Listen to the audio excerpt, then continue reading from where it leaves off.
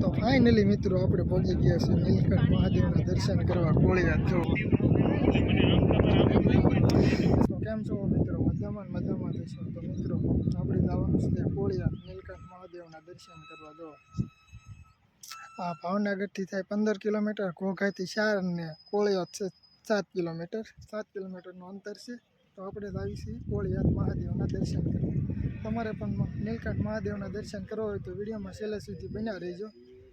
અને નાનો ઇતિહાસ ને માહિતી ને બધું આપણે આ વિડીયોમાં બતાવશું. તો ચાલો જાય નીલકંઠ મહાદેવના દર્શન કરો.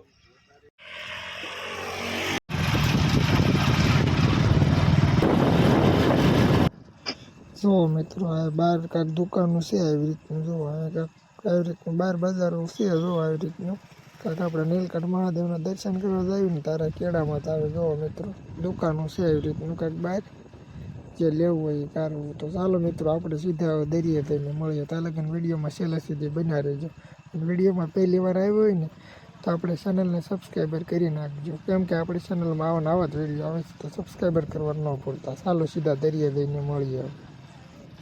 તો ફાઇનલી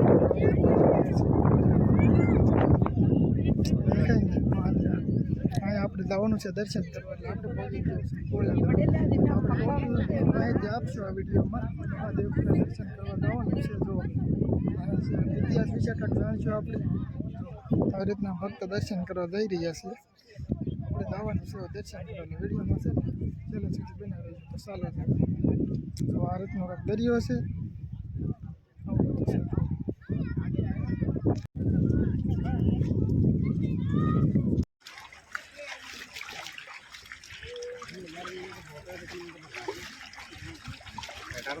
ધ્યાન રાખજો આ દીપક.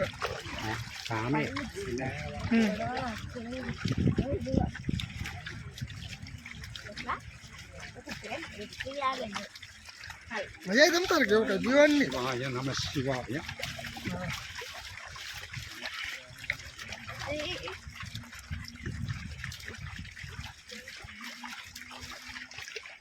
જો મિત્રો નીલકંઠ મહાદેવના દર્શન કરવા 2.5 કિલોમીટરનું અંતર છે. ચાલીને જવું પડે. જો આવી રીતનું છે. આપણે ચાલીને જઈશું મહાદેવના દર્શન કરવા.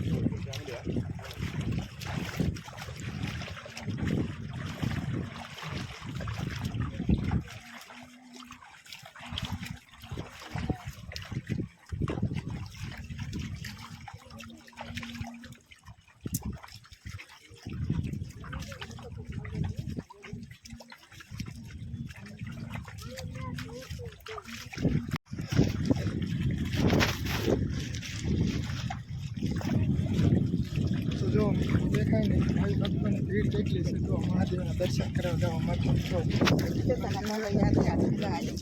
નજારો જોજો. દેખાય આટલી બધી માણસોની ભીડ છે. બસ હવે થોડુંક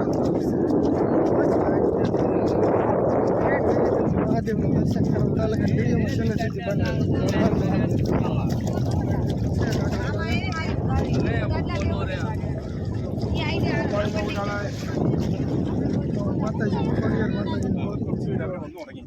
ഒരു 3-4 പേരേ ഉള്ളൂ.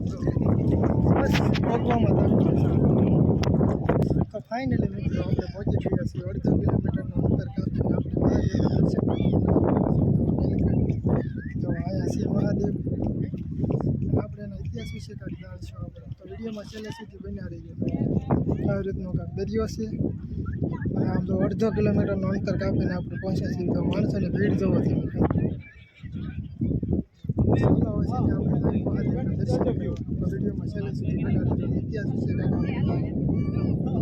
તો ફાઇનલી મિત્રો આપણે પહોંચી ગયા છીએ નીલકંઠ મહાદેવના દર્શન કરવા કોળિયાદ. જો ફાઇનલી મિત્રો આપણે પહોંચી ગયા છીએ કોળિયાદ. આનો ઇતિહાસ જ્યારે મહાભારતનું યુદ્ધ થયું હતું ને ત્યારે પાંડવોને કલાક લાગ્યો હતો. પોતાના ભાઈઓને માર્યા હતા ને અહીંયા મહાદેવ કૃષ્ણ ભગવાન એવો મેન હતો. કૃષ્ણ ભગવાન કાળી ધજા અને કાળી ગાય ધજા અને કાળી ગાય લઈને નીકળો. જ્યાં તમારી ધજા હોળીને કાળી ગાય થઈ જાય છે ત્યાં તમે પાપમાં મુક્ત થઈ જાય છે. તો આ છે ને 5 ભાઈઓને અલગ અલગ સ્થાપના છે. તો આ નકુલ, સહદેવ, ભીમ, અર્જુન ને વાસીભાઈ અલગ અલગ મહાદેવની સ્થાપના કરેલી છે ને ઇતિહાસ કાંઈક આવી રીતનો છે જો આ રીતનું છે આપણે આ. ચાલો મિત્રો હવે નીકળીએ આપણે મહાદેવના દર્શન કરી લીધા હતા દરિયાના ફરી વખત દર્શન કરાવું તો મહાદેવના હજાર વાર દર્શન કરી લઈએ પછી આપણે નીકળી ગયા.